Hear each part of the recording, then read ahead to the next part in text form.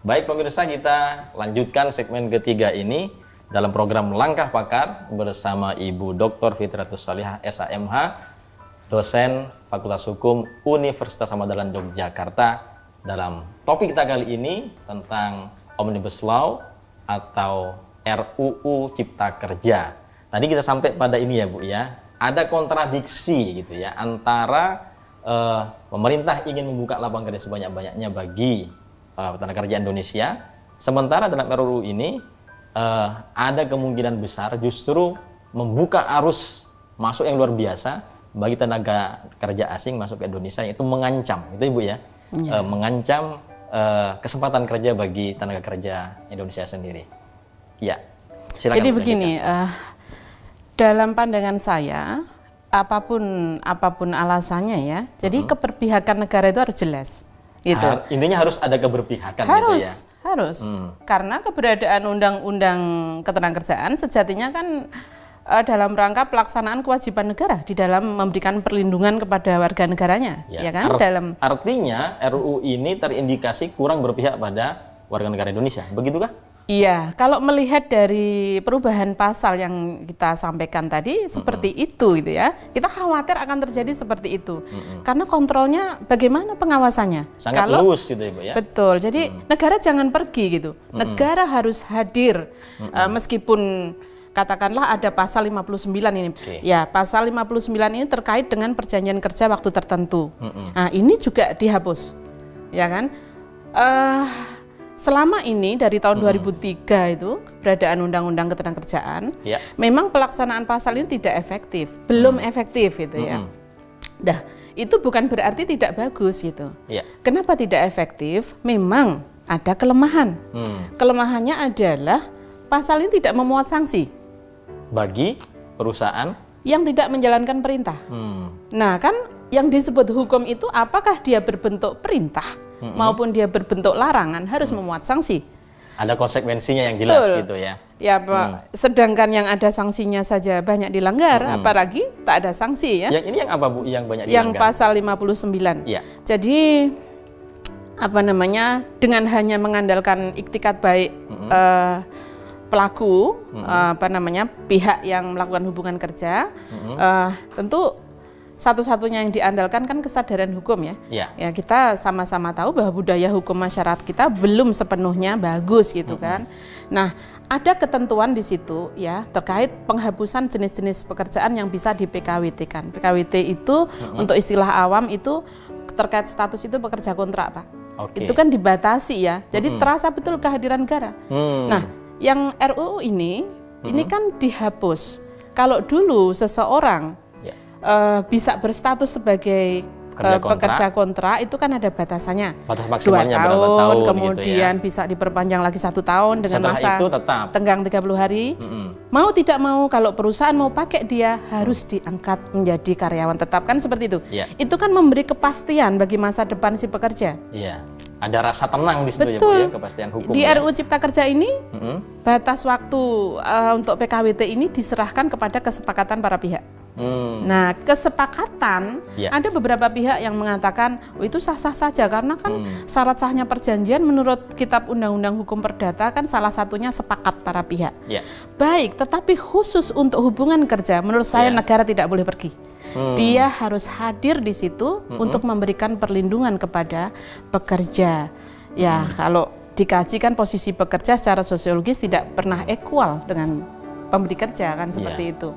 Jadi bisa nanti orang seumur hidup statusnya karyawan kontrak kalau didasarkan kepada kesepakatan ya. Itu karena perbedaan antara hak dan kewajiban Bu ya, status antara pegawai kontrak dengan pegawai tetap begitu ya. Ya, ini kaitannya dengan jenis begini Pak. Mengenai jenis pekerjaan yang bisa di PKWT kan juga dihapus. Sementara dalam Undang-Undang 13 2003 kan sudah dibatasi. Jadi ini juga menjadi peluang ke depan kalau itu benar-benar disahkan, semua jenis pekerjaan itu bisa di PKWT-kan dengan status pekerja itu pekerja waktu tertentu atau kontrak yang batasannya ya berdasarkan kesepakatan tadi. Kesepakatan ini ada 2 kemungkinan, bisa lama sekali, bisa juga hanya beberapa waktu. Judulnya kesepakatan. Oke. Apakah itu berarti bahwa ketika itu diserahkan pada kesepakatan pihak-pihak itu ada kecenderungan bahwa pekerja yang dirugikan, Bu? Oh, betul sekali. Kecenderungannya begitu ya? Pekerja tidak akan memiliki kepastian akan masa depannya. Tentu dia akan bertanya, tahun depan masih dipakai lagi enggak ya? Itu kan terkait hajat hidup orang banyak ini. Bagaimana nanti keluarganya, anak-anaknya dan sebagainya. Dan suatu waktu bisa diberhentikan ya, Bu ya? Jadi menurut saya pasal 59 ini jangan dihapus lah. Hanya diperbaiki dengan menyertakan sanksi. Kalau kita bicara secara internasional, Bu ya, apakah hal semacam ini hanya baru berlaku atau dirancang di Indonesia? Yang tadi misalnya PKWT dan sebagainya itu, atau sebenarnya di negara lain sudah ada yang berlaku seperti itu? Yang jadi saya sampaikan sebelumnya ya. Jadi produk hukum bernama Undang-Undang Ketenagakerjaan ini sumbernya dari international law, dari hukum internasional, dari perjanjian internasional, dalam hal ini adalah ILO Convention. Yang RUU Cipta Kerja ini? Undang-Undang Ketenagakerjaan. Yang sebelumnya berarti? Yang sekarang masih berlaku. Yang masih berlaku? Iya, itu sumbernya dari hukum internasional, dari ILO Convention. Jadi tidak bertentangan sebenarnya. Namun memang ada beberapa kearifan lokal. Nah, ini perlu kita bahas juga ini. Kearifan lokal yang dihapus. Contoh, dalam RUU Cipta Kerja ini kan sebelumnya cuti itu diatur. Bahwa seorang ayah atau seorang orang tua itu boleh tidak masuk kerja tanpa dipotong upahnya karena anaknya khitan, karena menikah misalnya, atau karena membaptiskan anak, ada kemudian gitu ya, Bu, ya? Karena orang tuanya meninggal. Nah, itu boleh tidak masuk kerja tanpa dipotong haknya atau upahnya. Nah, ini tidak ada lagi. Nah, coba kita patut bertanya-tanya, ini mau digiring kemana? Apakah tidak penting lagi seorang anak datang ketika orang tuanya meninggal? Nah, ini sesuatu yang sudah dirumuskan pembuat undang-undang sebelumnya yang diambil dari kearifan lokal kok justru dihilangkan. Nah, saya tidak setuju ini apabila hal-hal yang berkaitan dengan hak-hak dasar seseorang tadi kan termasuk perlindungan terhadap harkat martabat manusia atau itu. Dia hadir ketika anaknya khitan, itu tidak muncul lagi ya, Bu ya? Tapi tidak yang berarti menstruasi. nanti ada kesepakatan dari pemberi kerja perusahaan kepada karyawannya untuk memberikan hak seperti itu. Jadi begini, ketika aturan tersebut nanti tidak ada di dalam undang-undang, artinya hak-hak tersebut tidak dijamin oleh undang-undang, tidak dijamin oleh hukum. Artinya bisa ada, bisa tidak gitu ya. Kalaulah ada, tentu dengan konsekuensi terkait income dia, toh. Nah, ada hal yang mungkin dia harus tidak dia terima. Nah, kalau sekarang kan posisinya diatur semua dalam undang-undang, diberi perlindungan. Dan menurut saya itu perlindungan terhadap HAM. Nah, itu yang tidak ada lagi. Jadi ini bisa dikatakan kemunduran, Bu ya, bukan lagi kemajuan di bidang hukum ya, ketenagakerjaan kira-kira. Bisa dikatakan seperti itu. Yang sebelumnya semuanya sudah diatur, sudah jelas, sekarang menjadi ngambang dan tidak jelas, tidak ada kepastian begitu. Bisa dikatakan seperti itu? Ya, dibilang kemunduran menurut saya iya sih. Mundur ya? Iya. Karena ada beberapa hal yang sebelumnya memang sudah bagus ya diatur, terkait hak-hak dasar tadi menjadi tidak ada lagi.